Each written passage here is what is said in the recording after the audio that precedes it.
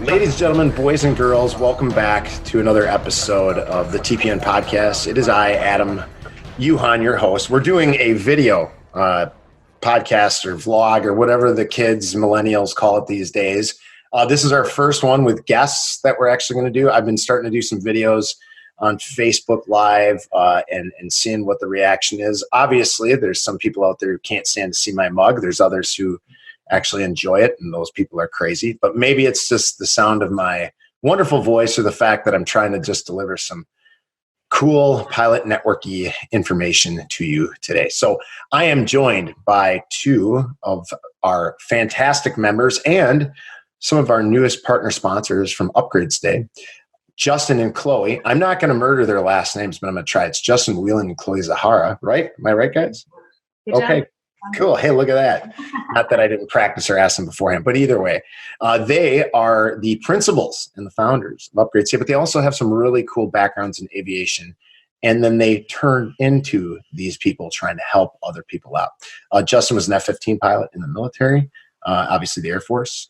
And Chloe is a flight attendant who started off at one airline and then moved to another. I'll let them tell you their stories. I want to welcome them to not only the Pilot Network, to being partner sponsors, but to the podcast. How are you guys doing today? Good. Pretty good. Glad to be here and glad to be working with the Pilot Network. Awesome. Well, first things first, they're out on the West Coast.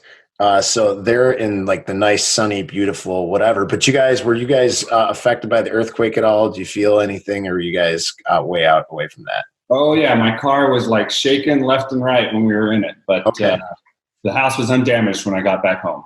Okay, good. Chloe, everything's okay?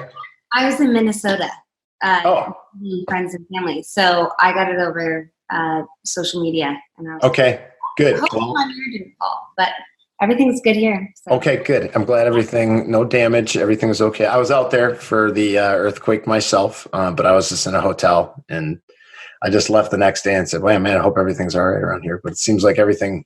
I saw your Facebook Live or your video that you had. Oh, yeah. Okay, yeah, my little video. Yeah, that was in the morning after when I was like, "Oh, you know what? I better do something just to." It was the easiest way to tell mom and wife and kiddo that, hey, Dad's fine. Because I don't even think they do the little check-in thing. But here we are. We're fine. Everybody's good. And we have some pretty cool stuff that we wanted to talk about, because I think one of the things that's been problematic that I've talked to a lot of folks about recently. In fact, I just ran into a guy who was coming back from New York, and he was going home for one night to see his wife and his kids. But he said, "Man, I'm going to get home. They're busy today. They're doing stuff. I'm going to go home, cut the grass and whatever." He said, "But you know what? I just don't want to spend another day in the crash bed." And I said, "Yeah, man, I totally know that." So we'll get to that later on. Let's start off with you, Justin. F-15 guy. We said you commissioned back in the 90s, mid 90s, late 90s. How did you first get into aviation? Where was your first interest in becoming a pilot? My dad had a little Cessna. I grew up in Oakley, Kansas, real small farm town. And so I liked that, but what happened is I visited the Air Force Academy when I was a kid. And that was my ticket out of, farming didn't really seem like the career that I was destined for. And so I was super excited. I actually toured all of the service academies and got into the Air Force Academy. And from there, it was just a straight line in terms of, you graduate, you get selected for pilot training, and then you become a pilot, and then, you do well and you get selected for fighters, and then you get an F-15, and it all just kind of happened. I think from the time I remember putting in the little application to the Air Force Academy when I must have been 17, and be like, "Oh, this is a big," and then I got accepted. And I think everything else beyond that in some ways was out of my control. I just did the best I could along the way, and then became a pilot, and it was a fantastic career. I just was fortunate to be able to, try and do something else afterwards as well. So, yeah. Oh, well, I think that's the thing. I was just talking to this, a about this with another friend of mine, military guy, entrepreneur type. And one of the things we both discussed was how we think there's a dearth of individuals who just don't have that next step in mind after they get out of the military. They're not quite sure what their talent is. They're like, well, I fly airplanes, or I'm a logistician, or I was a group commander, or whatever the case is. But that's not a talent. That's a position that you learned. That's a job or a vocation that you may have done. That's not necessarily your talent. Your talent will take you to do that. And I think what you guys did was you took your talent and moved on that after you did what you did. So Chloe, where did we talked about it before. Chloe wanted to travel the world. So where was the first destination you wanted to travel to when you said, I'm going to be a flight attendant and I'm going to go see the world? So funny you asked that question. So when I got out of training, you get 6 days to move all of your items. I was going to be based in San Francisco, and I was living in Seattle at the time, so I chose to commute, especially for the expensive reasons. But they give you 6 days, and I was like, I don't need 6 days. And so I called my brother and I go, hey, do you have your passport? And he was like, yeah. And I was like, it's Oktoberfest in Munich. Let's go for the weekend. It's on my first flights, benefits, everything's all ready to go. You're on the benefits. Let's go. And so he was like, okay. And so he was living in Oklahoma at the time. We met in Chicago. We flew over, got seats, flew over, stayed for the weekend, got on the flight back, and I actually had to jump seat back from Munich to Newark, landed back into Newark, and then showed up, I think, 2 days later and started my career as a flight attendant. Wow. So for those of you who don't understand what jump seating would be like, especially even the pilots who think, oh, I kind of know from friends of mine, especially military guys who have no idea what that means. Jump seating in the flight attendant jump seat, I can't think. I would probably rather ride in a stagecoach across the Atlantic Ocean if that was doable than be on the flight attendant jump seat. I've done it from Milwaukee to Detroit, and that's hell on earth, and that's 41 minutes. So I'm sure there's just a lot of walking around the airplane at times. And yes, well, yeah, because you have, gosh, what was that flight? 7 or 8 hours, and they had a little area for their crew rest. But I only got to sit in that for like an hour. So the rest of the time, it was walking around because they were having their crew rest or trying to stay out of their way. Carts are everywhere. People are asking me questions. And I'm like, I'm brand new. Like, I just started. And also, flight attendants are like, you are crazy in the fact that you just non-repped and now you're jump seating and you just got hired. Like, you haven't even started your line yet. And I'm like, nope. And they're like, and would you just leave your brother in Germany? No. He got a seat. Okay. Oh, yeah. He got the seat. And I took the jump seat, so you can have the seat. Okay. Yeah. That's a sister who loves her brother. Sisterly love. Yeah, sisterly love indeed. Well, I mean, I think that's kind of if I were to say the same thing, for me, it's kind of travel and all that stuff too. And the network has heard enough times why I started into aviation. But I think one of the things that we don't talk about is what happened. What was the motivation after you're done? So once you're done, like Justin, you finished up the Air Force, and then you go, okay, wow, I'm in my late 30s, early 40s, whatever it is. What the hell do I do now? I don't necessarily want to be an airline pilot. I don't necessarily want to go work in the corporate world. I don't know what I want to do. How do you go from badass F-15 pilot to, all right, now I'm going to sit home and pick up woodworking or golf? I mean, I like both of those things, and don't get me wrong, but there's almost got to be a little bit more something else there to sink your teeth into. How did that come about? Yeah, well, it took a long time, because I thought I would be able to find a good job and find something really interesting. And, honestly, I left the Air Force 10 years ago, and I've done some really interesting jobs between now and then, and I've got to travel a lot. But this is the first thing that I thought, oh, this might have been worth it for leaving the service. And, because what happened for me is I applied to business schools before I got out.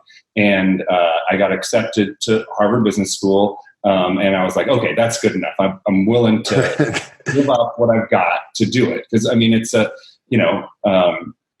prestigious thing, and it was a really good experience. And I thought once I was there, then I would figure out what I was going to do. Yes. It doesn't work, man. You do not figure out what you want to do at business school. Or it didn't for me. I didn't see it happen for a lot of other people. It's just everybody is like, well, I guess I'll go into consulting because it's a highly paid job and you travel, but it's really, long hours, and a lot of people are unhappy in that career. And I got a job at a big consulting company at BCG, and it wasn't a fit because I was asking the question you are, which is like, I gave up my F-15 career for this. Yeah.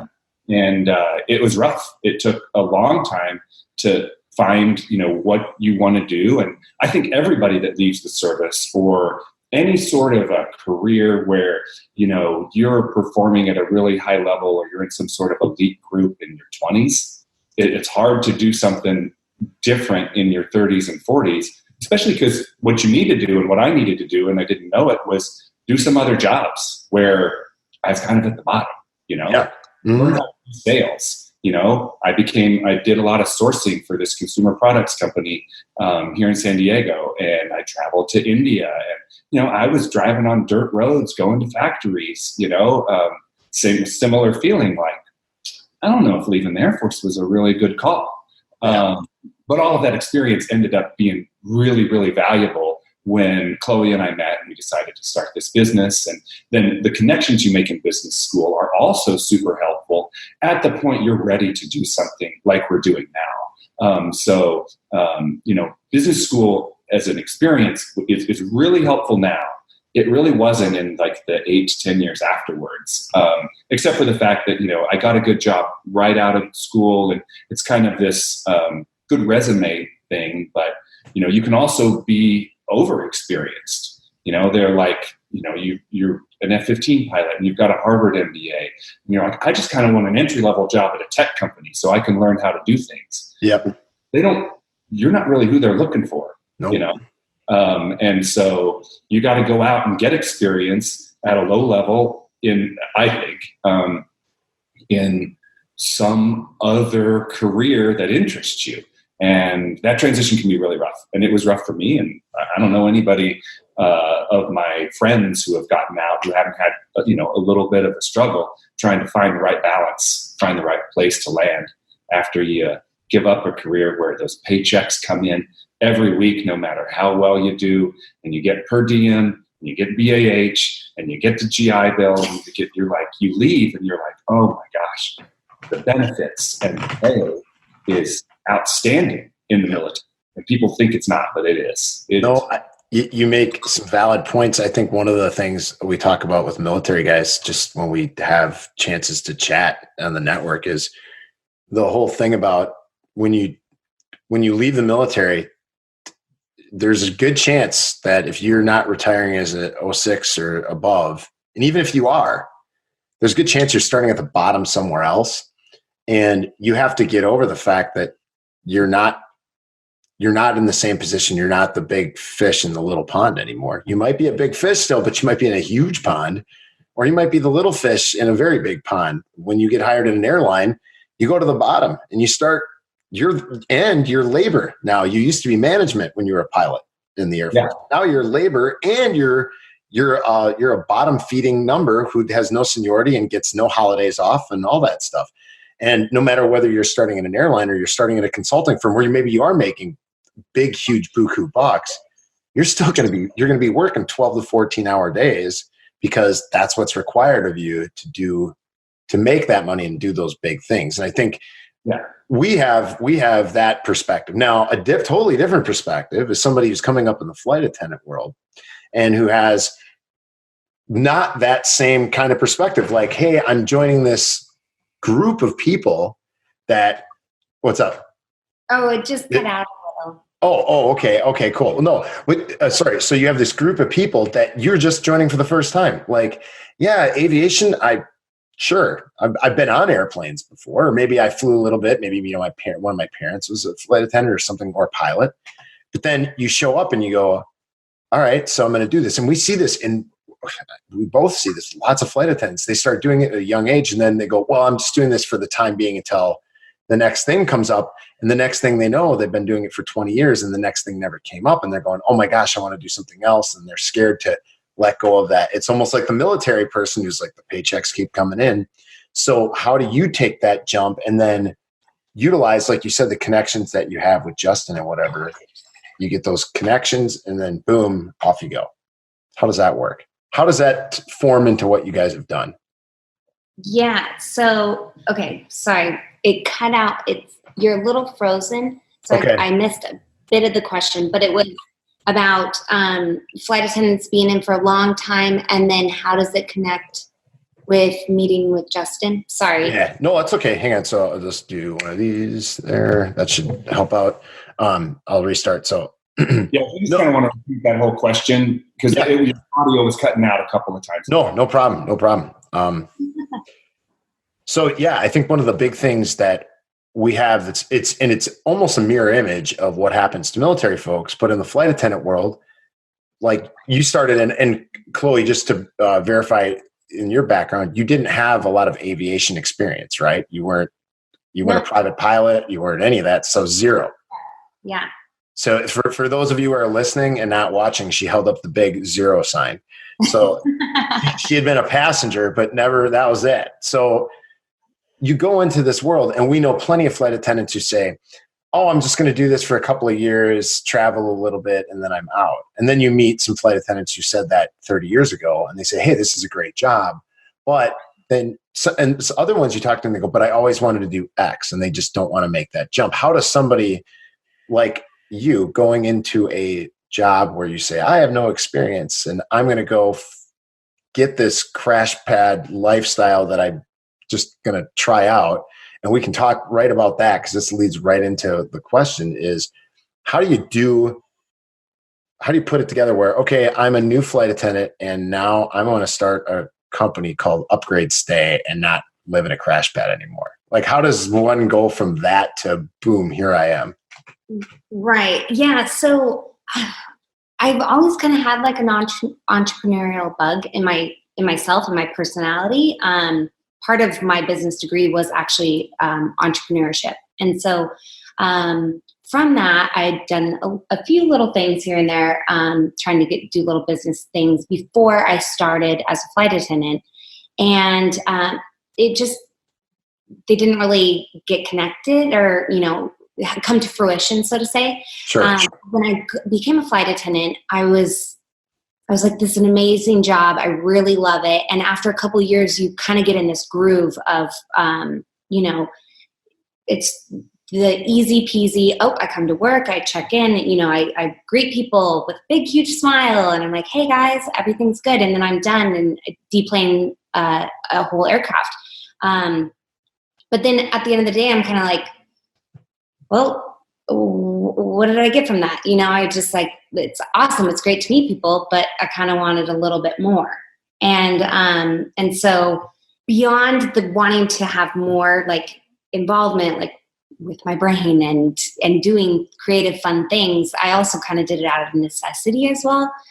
Because when you start as a flight attendant, now when I very first started, it was with Alaska and it was, I think, $16.50 an hour. And that was 7 years ago. And luckily and obviously we know this in the aviation industry. Obviously it's for flight hours. It's not for your actual hours that you're at work. And so you're getting paid pennies and you're having to go to training, which you have to go to training for each airline, obviously, as you come into.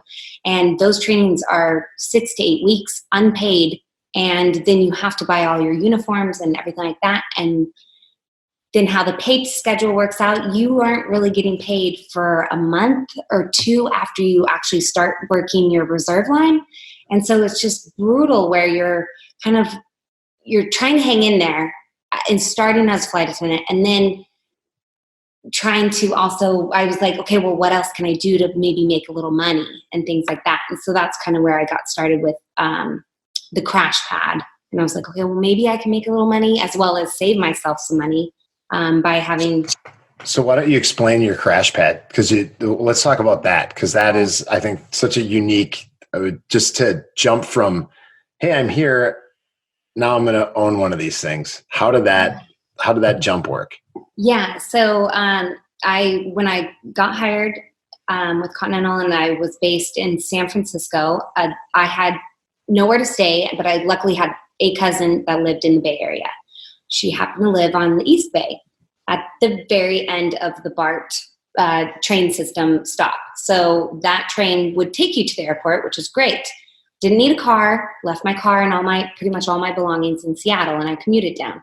But in order to get from my cousin's place to the airport, it took over 2 hours. And my call out for reporting to the airport whenever they needed me for reserve was 2 hours. So I was like, okay, this is not going to work long term. I'm literally going to get fired in a couple months if I don't figure something out. So I looked at these crash pads, and everyone had, there's multiple crash pads around, but they were booked full, like waiting lists of flight attendants and pilots wanting to get into them. And so I was like, oh my gosh, well, what am I going to do? And so scraped every penny I had, and I went to, I got a lease on a place, and I went to IKEA, and I bought 7 bunk beds and furniture, dishes, everything you could need for 14 flight attendants to live in a 3-bedroom, although the third bedroom was like a den. So it didn't really have a door, but we could fit in there. So it helped with costs and keeping it low, and 2 bathrooms, and it was for 14 flight attendants. And I had a list of like 30 people who were like, can I please stay? I'll sleep on the couch. Like, I don't care. I just need somewhere. And I was like, no, I'm so sorry. I had to cut it off because there was other ones that were getting really overcrowded because there was a lot that were flooding in, they were just trying to really build up San Francisco. And so I only stuck to the 14. And yeah, we'd stay there and we'd sit on reserve, and it was all reserves in the very beginning. And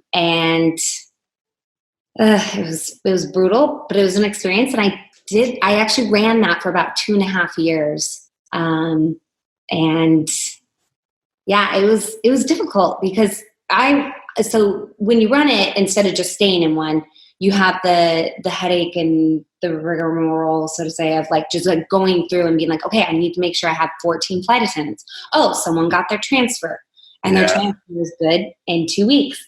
Great. Susie's moving out. Who do I have to replace her? And so, I'd have to pretty much hunt down other flight attendants, or else if they didn't come in, I didn't feel like it was the other flight attendant's responsibility to cover that. So I would cover myself.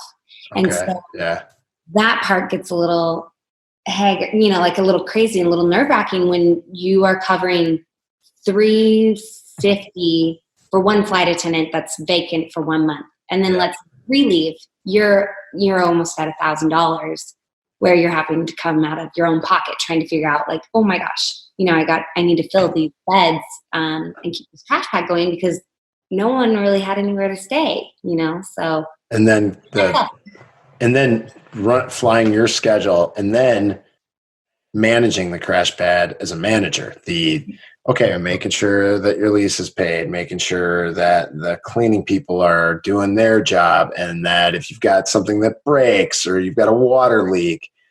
Weren't you the cleaning person? I was actually the cleaning person. What? I know. I told you I was living on pennies. That's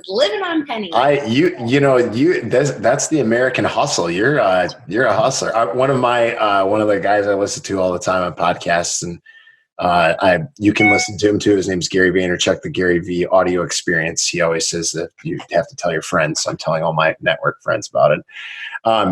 He talks about hustle. You got to work. You got to put in the effort. And look at where it's come. It's come from Chloe's doing that to now Chloe's the one of the founding members, one of the principal owners and presidents and CEO, whatever the hell you want to call yourself, right?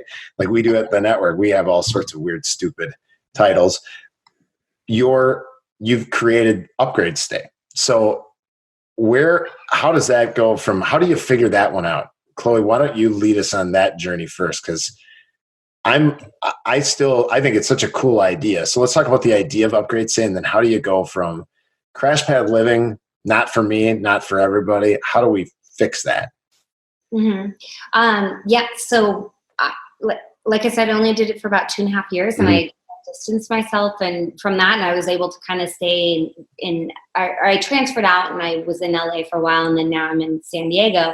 And so it wasn't so much on my radar at the moment in time when we got and connected and everything. And so what was I going to say? Oh, well, okay. Yeah. So let me think here. Yeah, you take over, because honestly, it was Justin's idea to get it going. Yeah, well, it started out as a bad idea, because what I had, I have a lot of friends that are airline pilots. Sure. And I knew about crash pads, and I had seen a lot of the success of all of these co-living spaces in San Francisco. We Live and Solar City, I think. Star City. Sure. And anyway, there's just the success of these urban co-living spaces that are like high-end apartments, but like with kind of dorm style living, where there's just one kitchen and one shared living space, and a lot of bedrooms. And I was like, oh, that could really be a better crash pad. And maybe this would work. And I started doing a bunch of research on this. And the best thing that happened is I talked to my friend Jesse, who was a pilot at United. And I was like, do you think this is a good concept? And he's like, I think it might be. But he's like, I got to tell you, you got to talk to some flight attendants. Flight attendants have the big need. He's like, you're focused on what you know, which is pilots and, your friends, but you need to talk to flight attendants. And I had met Chloe at this birthday party. And so I called her up and I was like, Chloe, I've got this idea. And it took us like months to get together. Yeah. And she came over to a dinner party that we had at my house. And I said, hey, I've got this idea. And she's like, why are you asking me? Did you know that I ran a crash pad for 3 years? And I was like, no, that's amazing. That's a perfect person to do it. Yeah, it is. Wow. And also, she's clearly an entrepreneur, and so we researched it for like a month and a half, 2 months. And what we were trying to do at the start was a better crash pad. And Chloe's like, crash pads kind of suck.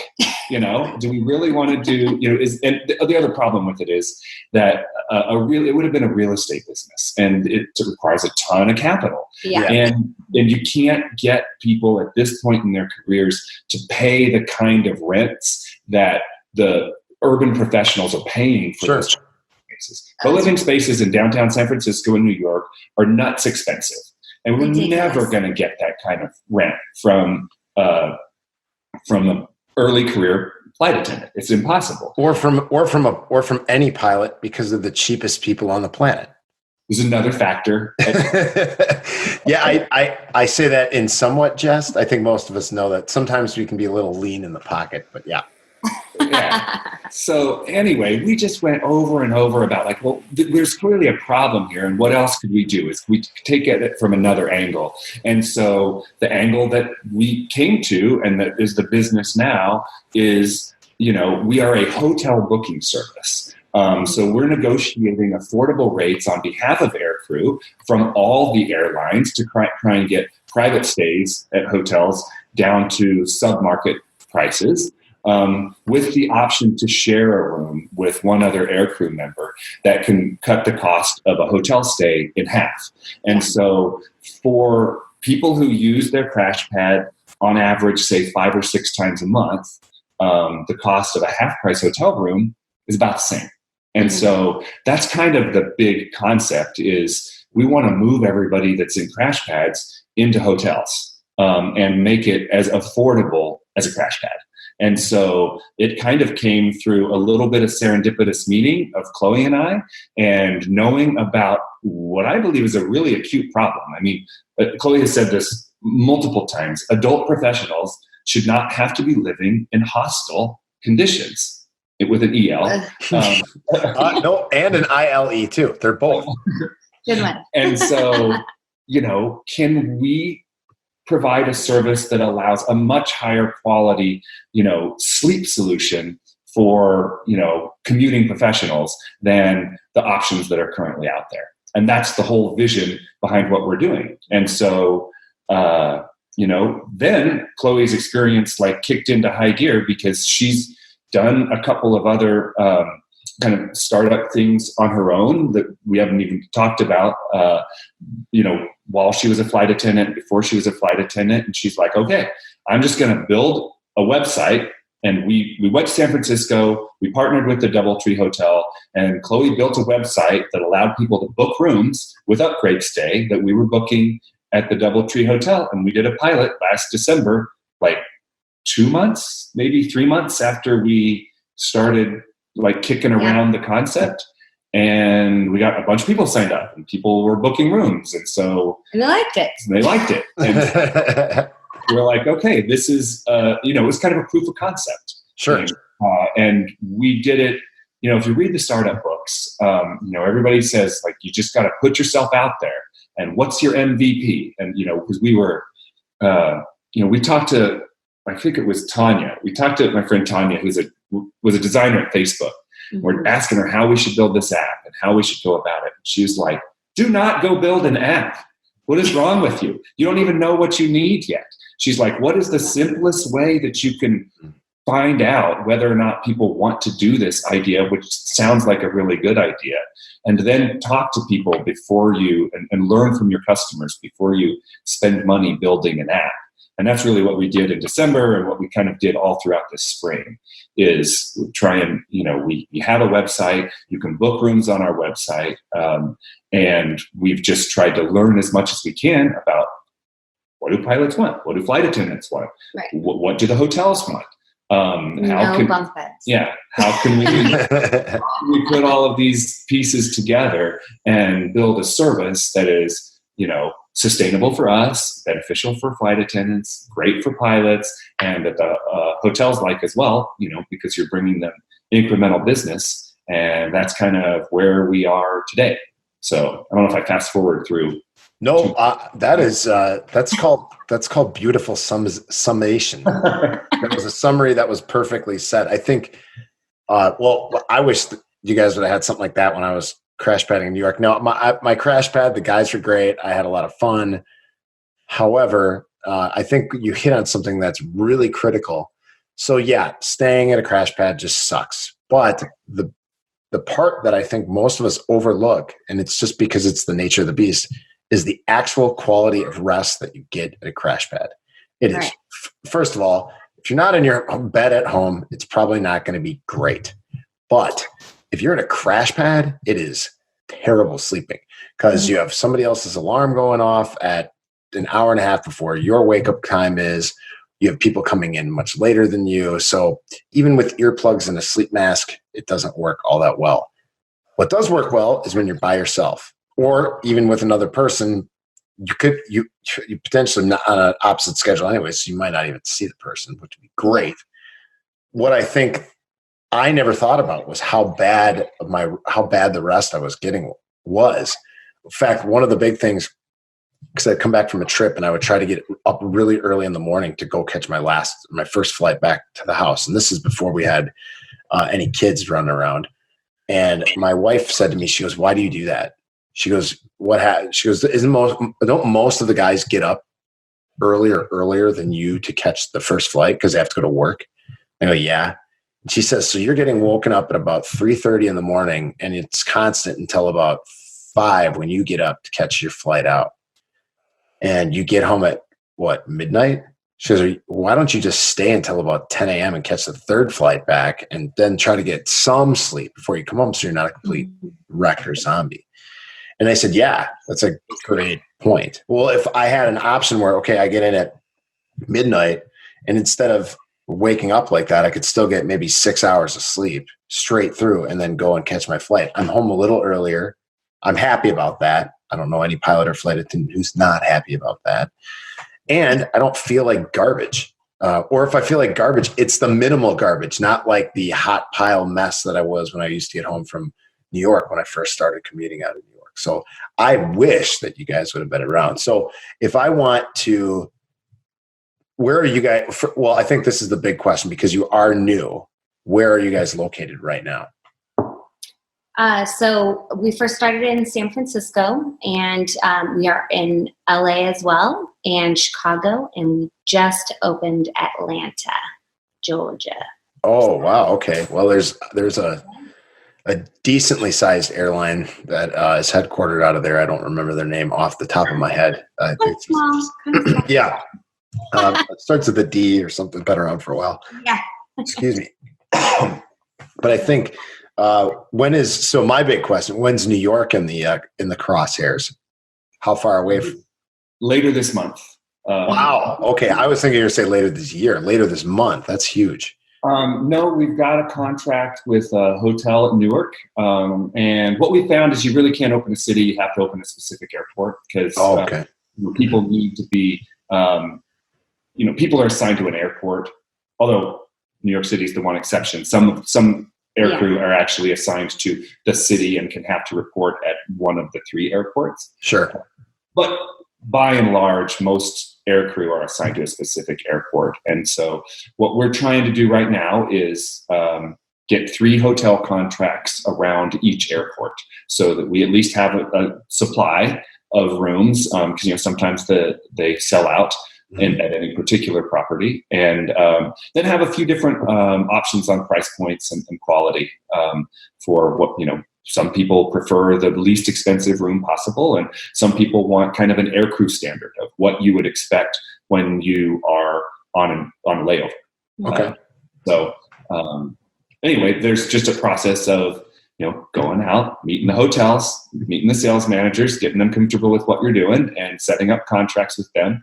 And then, also we need to build critical mass in each city in terms of like having, for sharing. Yeah, for sharing. Sure.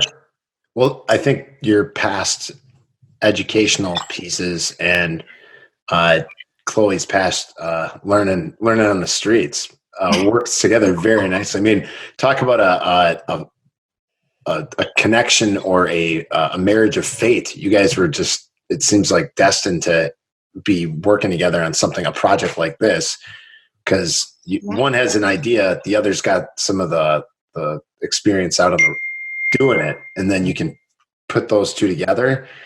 Wow. I'd like to say Matt and I had the same thing, but Matt is the guy who knows everything, and I was just the guy who can talk for hours on end. So that's how that worked for the pilot network. But you guys actually have real skills and are utilizing them. I think that's pretty cool to see. Well, I think before we go any further on that, I want to make sure people know, and we'll hit this again towards the end. So if little Adam wants to go, little Adam FO is going out to New York, and he's done with, he just became a captain, and he doesn't want to stay at a crash pad anymore because now he's got all that captain money.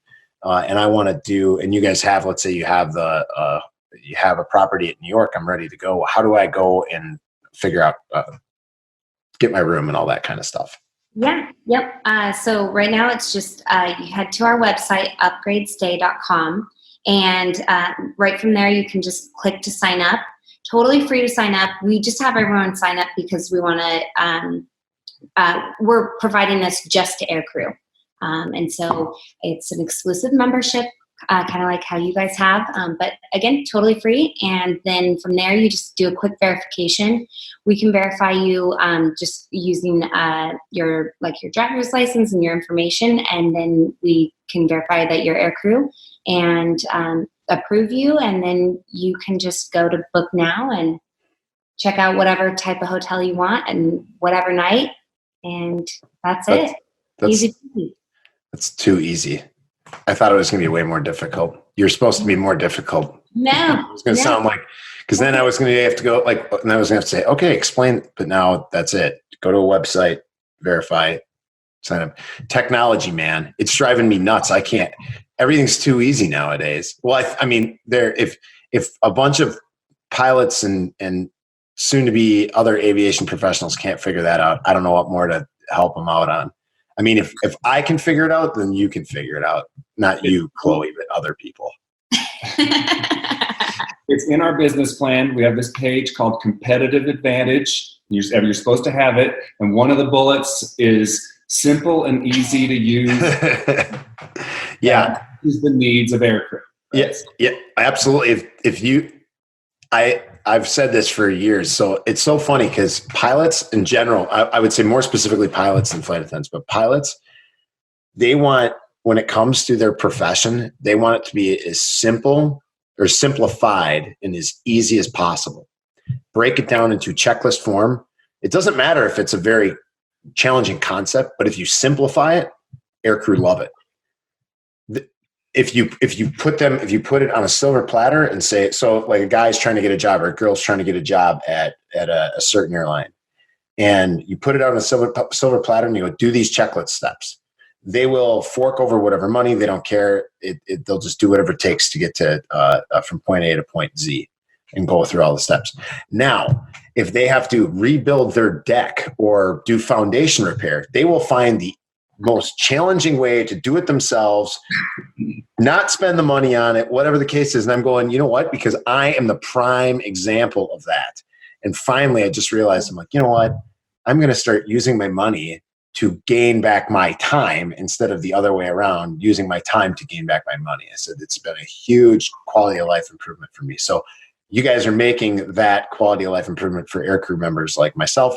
And once you guys get LaGuardia JFK in the wheelhouse, I will be full on using that. So I appreciate that immensely. As soon as you guys can do that, sign me up.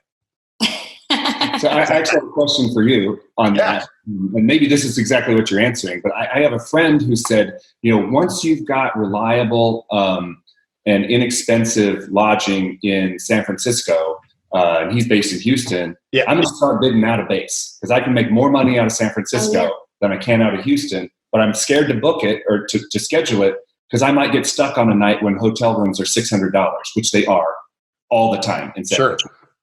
And so I was like, oh, maybe he's like, yeah, I think you can grow the commuting market.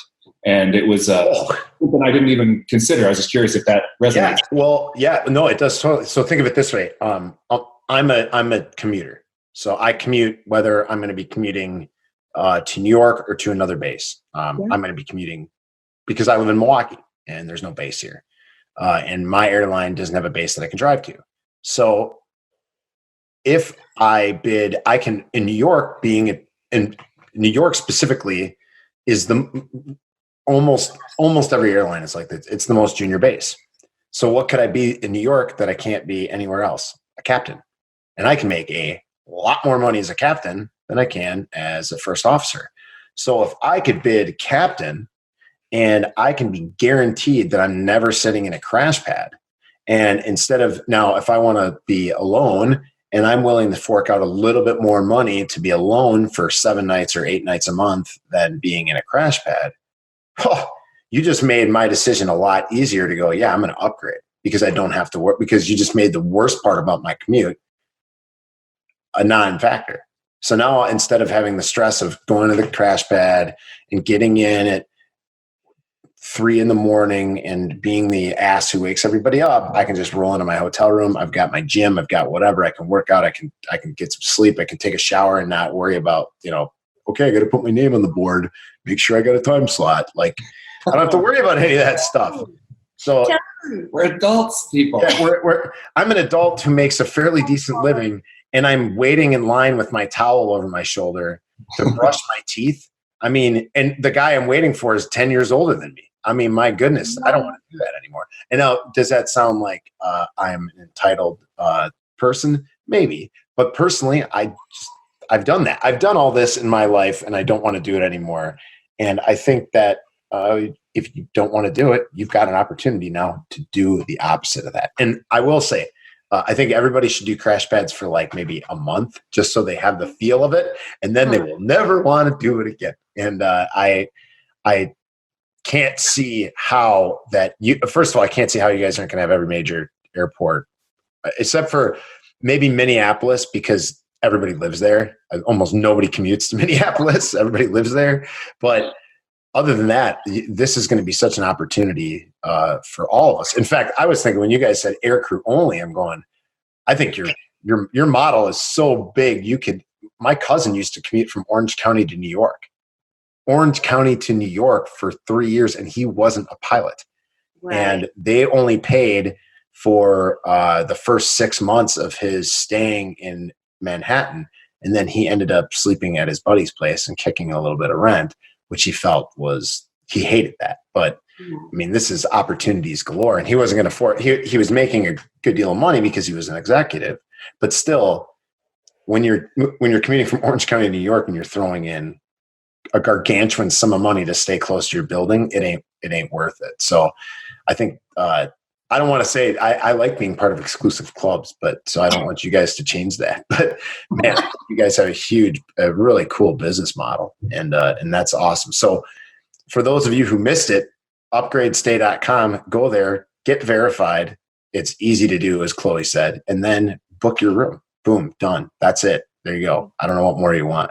And can you tell them where they're the cities again?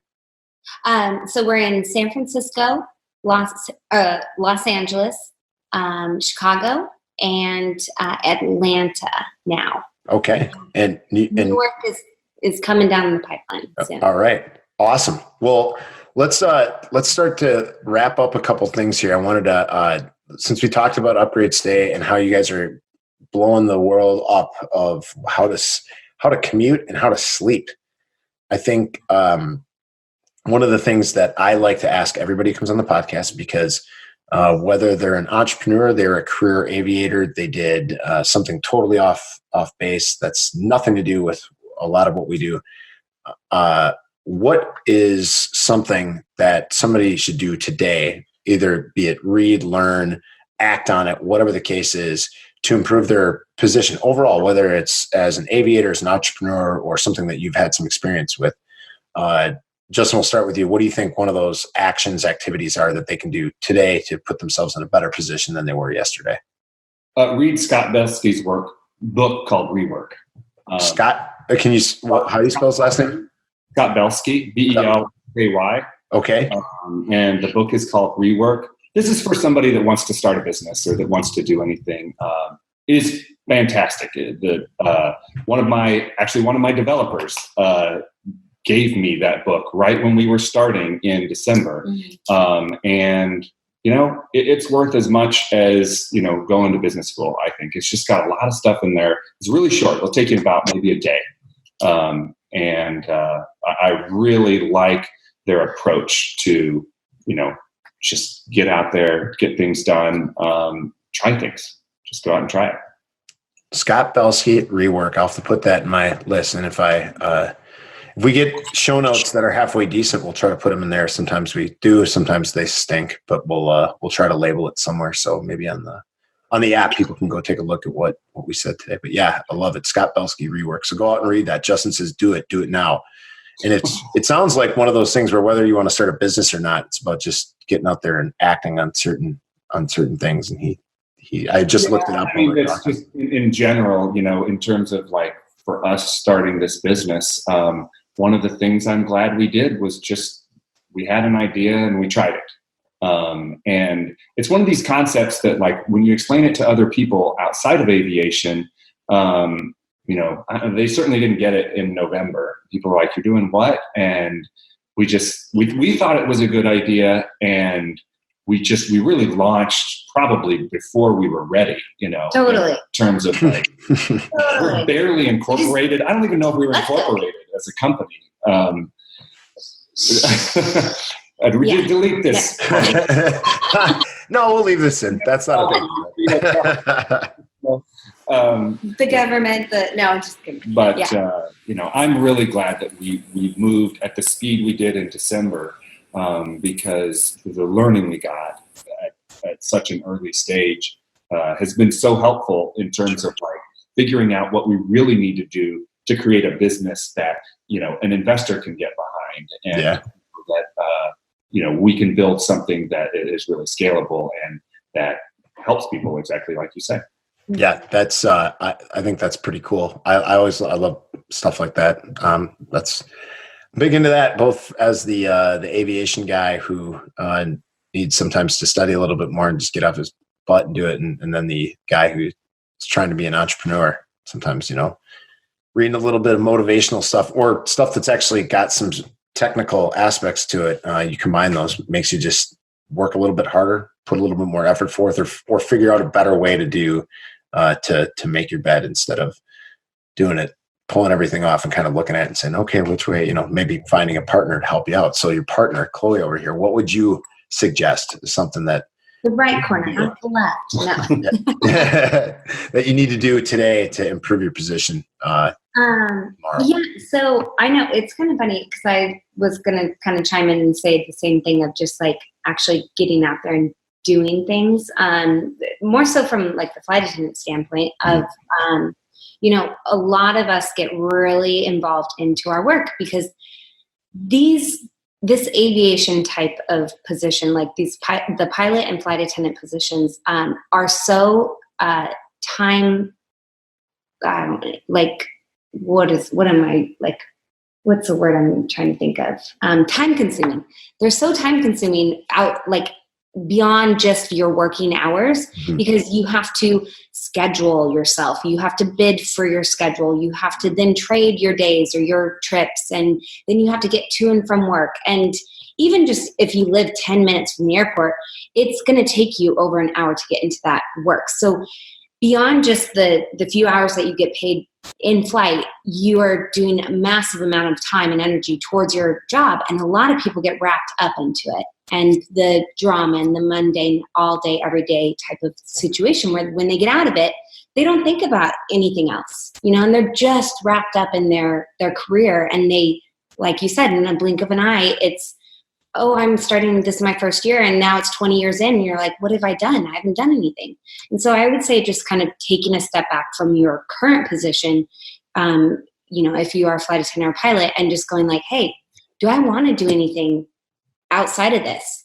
Part-time, full-time, more than full-time, than outside of this. And because with our like our job and our schedule, you totally can do that. We have such a crazy schedule that you have the opportunity to do something that you want to do. It can be anything. So I just tell everyone, get out there and just try and do something, or just learn about something different that you never really thought that would,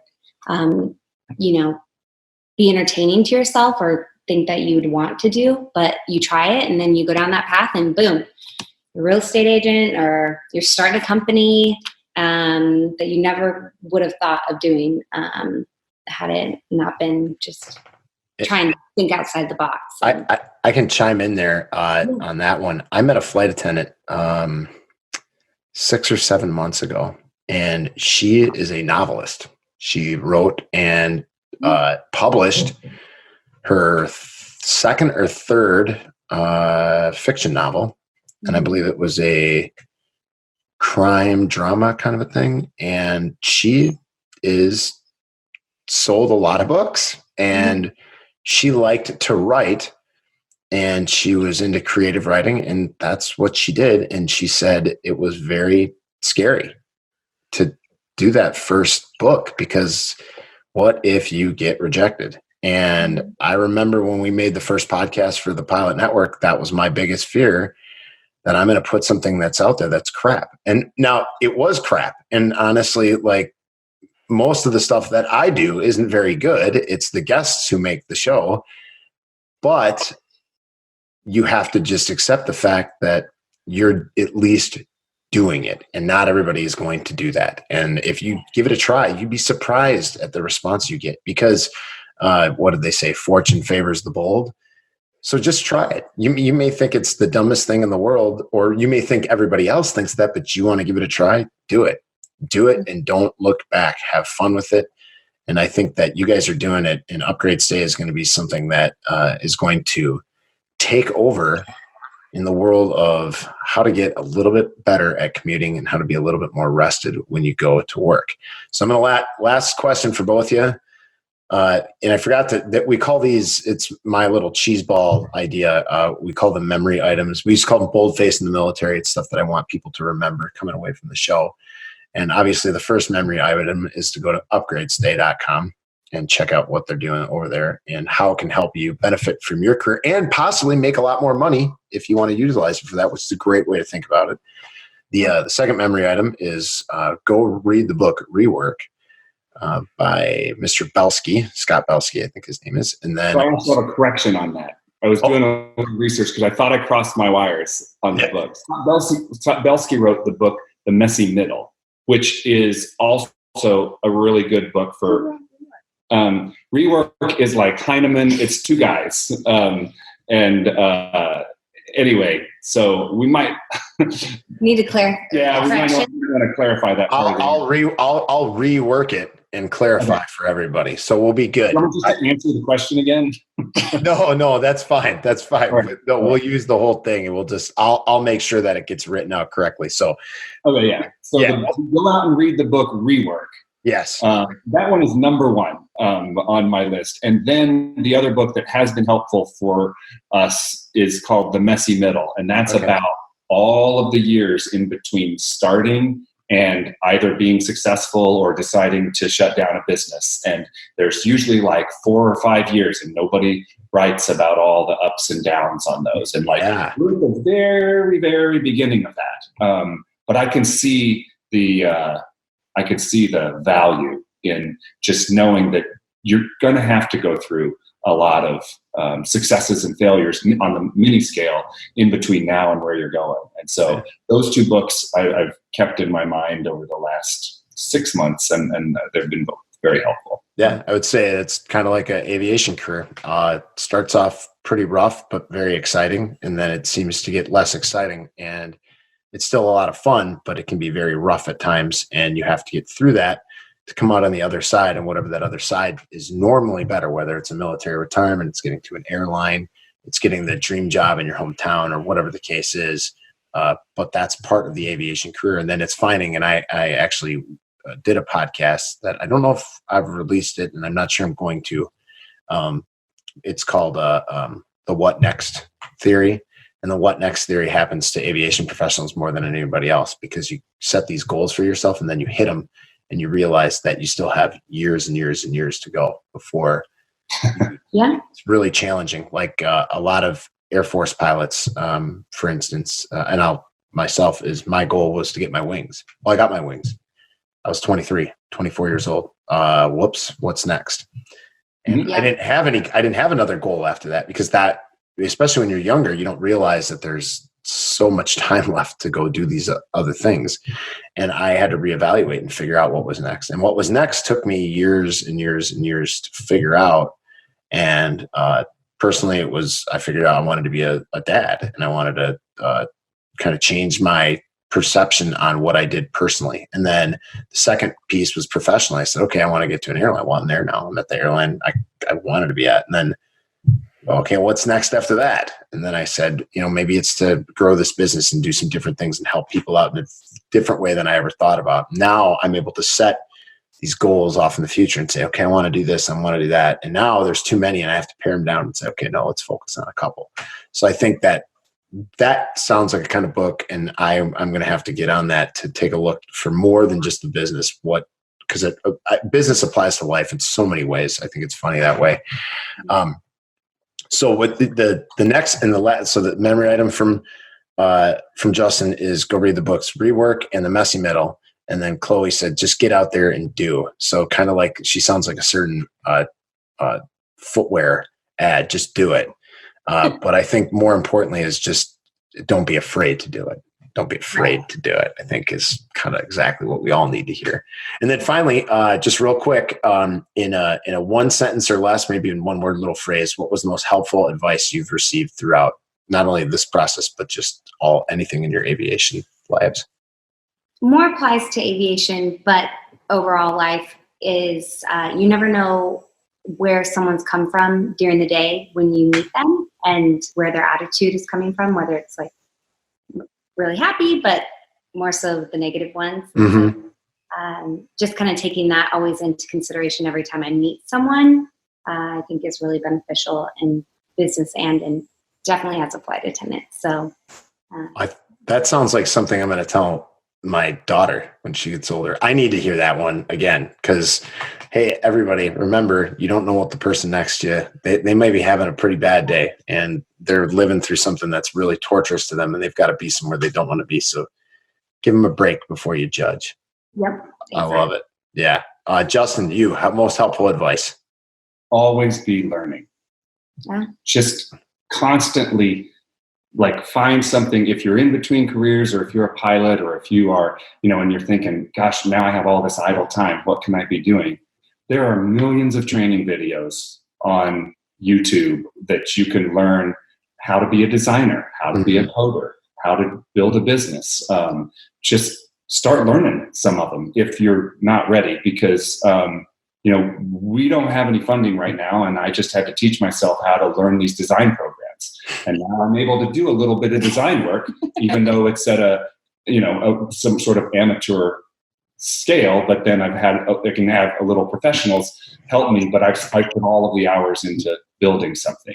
Yeah. And so that's just, I heard that a number of years ago, and it's very helpful in terms of just continue your education at all times throughout your life, whether you're 25 or 65, because you'll always be growing. I love it. I'm a huge fan. That's why we do it. That's what we do. Everything we're doing at the Pilot Network, always be learning. Whether it's you're starting your career and you think, hey, I just got hired at FedEx or United or American and I'm good to go forever.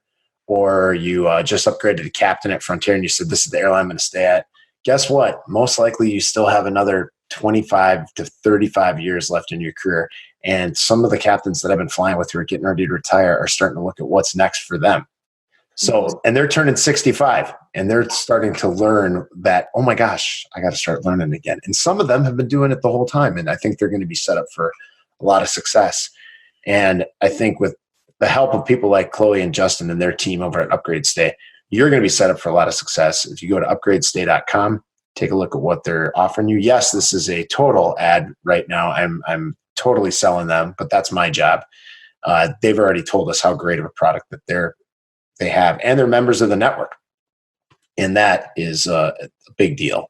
So Justin, Chloe, besides UpgradeStay.com, anywhere else that they can come out and reach you guys? We're on Instagram. Yeah. We're on Facebook. All the social media things and stuff that the millennials do. Awesome. In San Diego, and we can go out for dinner. Oh, look at that. So Layover. Those of you on San Diego layovers, hit them up. You never know. You never know. I try to treat people to drinks if they're ever out on the town, and we're out with the Pilot Network. It's always on the house if I can run into somebody. So hit them up on social, upgradestay.com. If you guys don't know how to use social media, there's a YouTube video for that. Go type it in. That too. So just like Justin said, learn about it. Yeah, learn about it. So I want to thank you, everybody, for tuning in. You know how to reach us. If you don't, hey guys at thepilotnetwork.org or social media, direct message us within the app. Matt or I will get back to you as soon as we can. Or you know what? Send a smoke signal. Do something. Make a fuss in the Facebook group. We'll come find you. But if you don't want to talk to us, remember, try to keep the shiny side up and the greasy side down. Fly safe. We'll see you again soon.